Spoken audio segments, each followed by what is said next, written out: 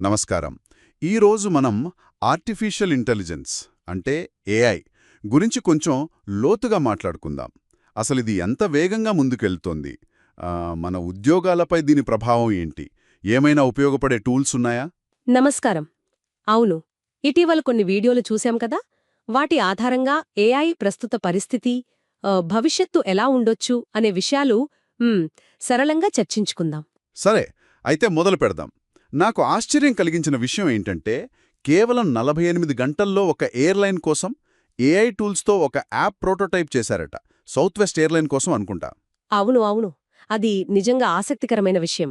అంటే ఇక్కడ ముఖ్యంగా గమనించాల్సింది ఏంటంటే, కోడింగ్ నైపుణ్యం అంతగా లేకపోయినా సరే, అదే కదా. చాట్ జీపీటీ లాంటి వాటితో ఐడియాలను క్లియర్గా రాసుకుని, లవబుల్ లాంటి ప్లాట్ఫామ్స్ వాడి ఆ యాప్స్ను చాలా వేగంగా తయారు చేయగలగడం. వారాల పని గంటల్లో అయిపోతుందన్నమాట. ఖచ్చితంగా. ఇది వ్యాపారాలు కొత్త ఐడియాలను టెస్ట్ చేసే పద్ధతినే మార్చేస్తోంది. అంటే కోడ్ రాయడం కంటే అసలు సమస్య ఏంటి, దాన్ని లాజికల్గా ఎలా సాల్వ్ చెయ్యాలి అనే దానిమీద ఫోకస్ పెరుగుతుంది. ఓకే. అంటే టెక్నికల్ స్కిల్స్ లేకపోయినా మంచి ఐడియా ఉంటే ఏఐతో ఏదైనా చెయ్యొచ్చంటారా? మరి దీనివల్ల ఉద్యోగాల మాటేంటి? చాలా మందికి ఆ భయం ఉంది కదా. చూడండి, ఇప్పుడప్పుడే అంటే బహుశా ఈ 2025-26 లోపు ఏఐ వచ్చి మన ఉద్యోగాలన్నీ తీసేస్తోందని నేను అనుకోవట్లేదు. కానీ ఒక ముఖ్యమైన మార్పొస్తుంది.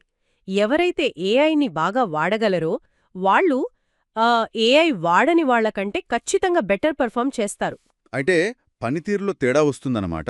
అవును. ఉదాహరణకు ఒక యావరేజ్ పైథాన్ ప్రోగ్రామర్ ఉన్నాడు అనుకోండి. అతను ఏఐ టూల్స్ని సమర్థంగా వాడితే బహుశా ఒక అమేజింగ్ ప్రోగ్రామర్ కంటే కూడా వేగంగా, కొన్నిసార్లు మెరుగ్గా కూడా పని పూర్తి చేయగలడేమో. అంటే భవిష్యత్తులో ఏఐతో కలిసి పనిచేయడమనేది అది ఒక తప్పనిసరి నైపుణ్యం అవుతుంది. సింటాక్స్ రాయడం కంటే ప్రాబ్లమ్ సాల్వింగ్, ఆల్గరిథమ్స్పై దృష్టి పెట్టాలి. అర్థమైంది. మరి అసలు ఏఐ ఈ స్థాయికి ఎలా వచ్చింది? దీని వెనుక పెద్ద కథే ఉండుంటుంది గదా. అవును, ఇది చాలా ఏళ్ల ప్రయాణం. 1950లో ట్యూరింగ్ టెస్ట్ ఆలోచన దగ్గర్నుండి మొదలైంది. తర్వాత రూల్ బేస్డ్ సిస్టమ్స్ వచ్చాయి. అంటే కమాండ్ ఇస్తే చేసేవి. దాదాపుగా అంతే. తర్వాత మెషీన్ లెర్నింగ్ వచ్చింది. అంటే డేటా నుంచి అవే నేర్చుకోవడం, సూపర్వైజ్డ్, అన్సూపర్వైజ్డ్ లెర్నింగ్ అని. తర్వాత న్యూరల్ నెట్వర్క్స్. బ్రెయిన్ లాగానా? ఇన్స్పిరేషన్ అదే. మానవ మెదడులోని న్యూరాన్ల పనితీరును అనుకరించే ప్రయత్నం. డీప్ బ్లూ చెస్ ఆడటం, అలెక్స్ నెట్ ఇమేజ్లను గుర్తించడం, ఇవన్నీ మైలురాళ్లు. గూగుల్ వాళ్ల ట్రాన్స్ఫార్మర్స్ అయితే ఒక పెద్ద బ్రేక్ త్రూ. ట్రాన్స్ఫార్మర్స్? అవును. ఈ ట్రాన్స్ఫార్మర్ ఆర్కిటెక్చరే ఇప్పుడు మనం చూస్తున్న చాట్ జీపీటీ లాంటి మోడల్స్కి పునాది. భాషలోని పదాల మధ్య సంబంధాన్ని, ఆ సందర్భాన్ని చాలా లోతుగా అర్థం చేసుకోగలదు. ఓకే. దీనికి ట్రైనింగ్ ఎలా ఇస్తారు? చాలా డేటా కావాలి గదా. అవును, చాలా డేటా. ఇంకా విపరీతమైన కంప్యూటింగ్ పవర్. అందుకే జీపీయూస్, గ్రాఫిక్స్ ప్రాసెసింగ్ యూనిట్స్ కీలకమయ్యాయి. మొదట ప్రీ ట్రైనింగ్ అని చేస్తారు. అంటే భారీ డేటాతో ఒక బేస్ మోడల్ తయారు చేయడం. దీనికి చాలా శక్తి, కరెంట్ అవసరం. తరువాత పోస్ట్ ట్రైనింగ్ లేదా ఫైన్ ట్యూనింగ్ అంటారు. అంటే నిర్దిష్ట పనుల కోసం దాన్ని మెరుగుపరచడం. బావుంది. ఇంత టెక్నాలజీ మన రోజువారీ పనులకు ఎలా ఉపయోగపడుతుంది? ఏమన్నా సింపుల్ టూల్స్ ఉన్నాయా? ఉన్నాయి, తప్పకుండా. ఉదాహరణకు ఇందాక చెప్పిన లవెబుల్ ఉంది కదా. కోడింగ్ రాకపోయినా మనం మాటల్లో చెప్తే వెబ్ అప్లికేషన్స్ తయారు చేస్తుంది. ఎవరో ఒకరు దీంతో బైనరల్ బీట్స్ యాప్ సులభంగా చేశారని విన్నాను. అదా, బావుందే. అలాగే గూగుల్ వారి నోట్బుక్ LM ఒకటుంది.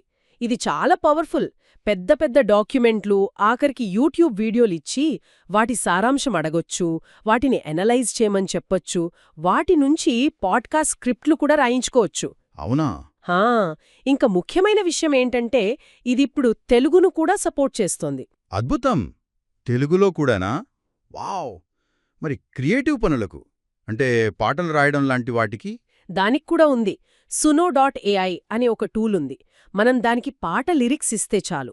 అది దానికి తగ్గట్టు మ్యూజిక్ కంపోజ్ చేసి వాయిస్తో సహా పూర్తి పాటను తయారు చేస్తుంది. సీరియస్గా? సరదాగా ఎవరో పిల్లల కోసం పూప్ సాంగ్ ఏదో చేశారట దాంతో. అయితే బెస్ట్ రిజల్ట్స్ కోసం ఒకే టూల్ మీద ఆధారపడకుండా వేరువేరు టూల్స్ని కలిపి వాడటం మంచిది.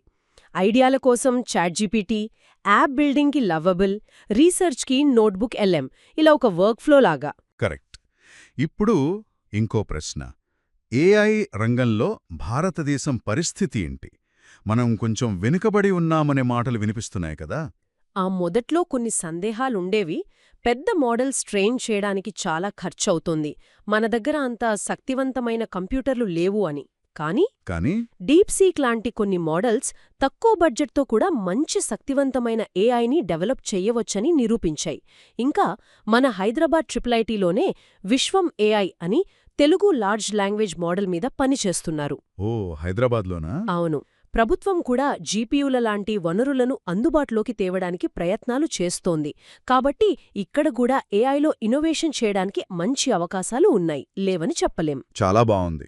మొత్తానికి చూస్తే ఏఐ అనేది చాలా వేగంగా ఎదుగుతున్న టెక్నాలజీ.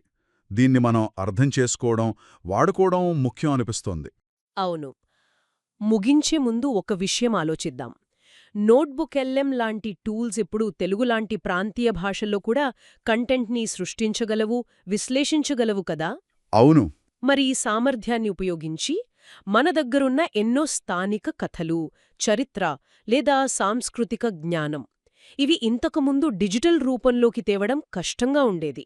ఇప్పుడు వాటిని భద్రపరచడానికి లేదా అందరికీ అందుబాటులోకి తేవడానికి, వాటికి ఒక కొత్త రూపమివ్వడానికి ఈ ఏఐని ఎలా వాడుకోవచ్చో ఆలోచించడం అది చాలా ఆసక్తికరంగా ఉంటుంది కదా?